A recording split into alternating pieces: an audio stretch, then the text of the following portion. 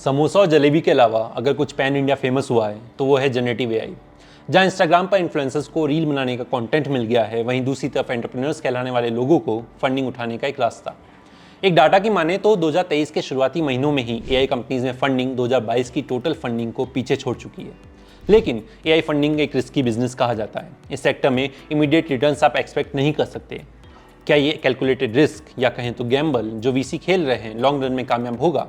और क्या वीसी को उनका रिटर्न ऑफ इन्वेस्टमेंट मिलेगा? और कौन सी एआई कंपनीज है जो कमा पा रही है? नमस्कार, मैं हूं लोकेश चौधरी। आप देख रहे हैं हमारा वीकली शो स्टोरी क्या है। पिछले एक साल में करीबन 13 ऐसी जनरेटिव एआई कंपनीज है जिन्हें यूनिकॉर्न का दर्जा मिल चुका है।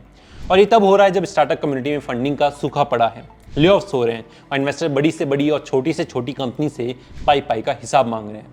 पिचबुक के डेटा की माने तो 2023 के पहले क्वार्टर में ही एआई कंपनीज ने 46 डील में करीबन 1.7 बिलियन डॉलर्स की फंडिंग उठाई है।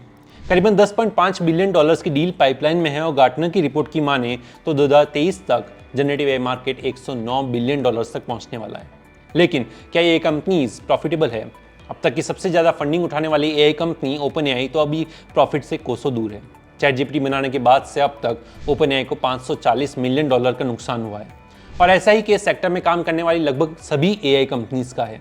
और ये भी सत्य है कि सभी जनरेटिव एआई कंपनीज का सक्सेसफुल होना भी एक पॉसिबिलिटी नहीं है। कुछ सक्सेसफुल होंगी, कुछ ग्राउंड ब्रेकिंग ब्रेक थ्रू भी करेगी, वहीं ज़्यादातर को निराशा हाथ लगेगी। लेकिन यही इन्वेस्टमेंट का नेचर है।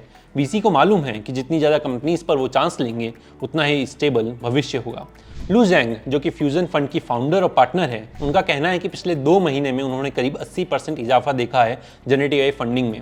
उनका मानना है क्योंकि दुनिया अभी निराशा से भरी है, उन्हें एक आशा की किरण चाहिए और शायद जनरेटिव एआई वही आशा की किरण साबित हो।